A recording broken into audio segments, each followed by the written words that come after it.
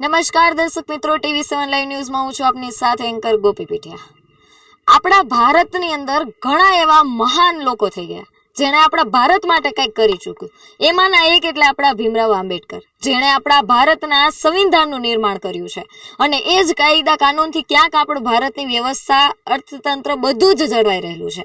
એટલે કે એવા મહાનુભાવ જે બાબા સાહેબ આંબેડકર, અને અત્યારે અમે આવી ગયા છીએ સરદાર મુકામે, જ્યાં એક પ્લોટ ઉપર અમને સોશિયલ મીડિયામાંથી વાયરલ થયેલા ફોટોના આધારે બાતમી મળેલી હતી કે જેમાં બાબા સાહેબ આંબેડકરની જે પ્રતિમા છે તેનો એક હાથ ખંડિત છે।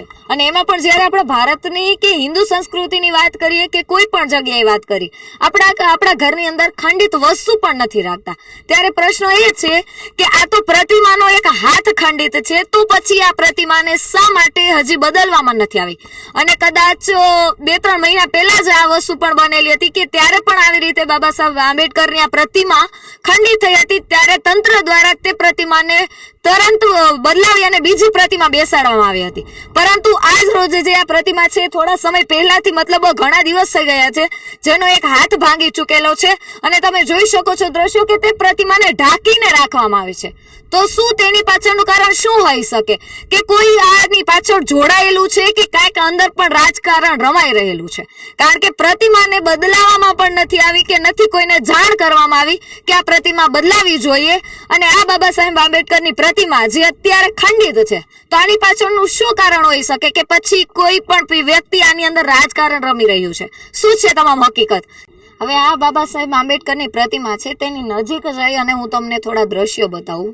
અને આ જે પ્રતિમા અત્યારે બેસાડેલી છે અને અહીંયા કેટલાક પોસ્ટર પડેલા છે, એવું લાગે છે કે કોક લોકોએ આંદોલન કરેલું છે, કંઈ પણ વિરોધ કરેલો છે, જેની અંદર અહીંયા પોસ્ટર છે, સરદાર સ્વામીઓનું ગુંડારાજ બંધ કરો, ડોક્ટર બાબા સાહેબ આંબેડકરની પ્રતિમા તોડનારને જેલ હવાલે કરી। તો ક્યાંક એવું પણ લાગે છે કે કોઈ કારણોસર નહીં પણ આ પ્રતિમા તોડવામાં આવેલી છે, કારણ કે જે રીતે વિરોધ પ્રદર્શન જે લોકોએ કરેલું છે તેના પોસ્ટર પણ આના સાક્ષી છે, એક પુરાવો છે। તો બાબા સાહેબ આંબેડકરની આ પ્રતિમા છે અને તમે જોઈ શકો કે આ હાથમાં, તો એના હાથમાં સંવિધાનનું પુસ્તક હોય છે, તો આ હાથ આ બાજુ છે જ નહીં અને પ્રતિમા ઢાંકવામાં આવેલી છે। તો શું આની પાછળ કોઈ રાજકારણ રમાઈ રહેલું છે? શા માટે આ પ્રતિમાને ઢાંકવામાં આવેલી છે? કે પછી કોઈ પણને જાણ કરવામાં નથી આવેલી? શું આ પ્રતિમાની પાછળ કોઈ બીજું રાજકારણ રમાઈ રહ્યું છે? શું છે તમામ હકીકત? કારણ કે જે રીતે પોસ્ટર મળેલા છે તે રીતે એ રીત પણ સાબિત થાય છે કે જે લોકોને આ વાત ખબર પડી છે, જે લોકોએ આ વિરોધ કર્યો છે, તેણે ખુદ આ પોસ્ટરમાં એવું લખેલું છે કે આ જે કરેલું છે તેને કાયદેસર કાર્યવાહી થવી જોઈએ, કે કાંઈ પણ વસ્તુની માંગ કરેલી છે, તો શા માટે આ પ્રતિમાને ઢાંકવામાં રાખેલી છે? તે જોવા માટે જોતા રહો TV7 લાઈવ ન્યૂઝ। હું છું આપની સાથે એન્કર ગોપી પીઠિયા।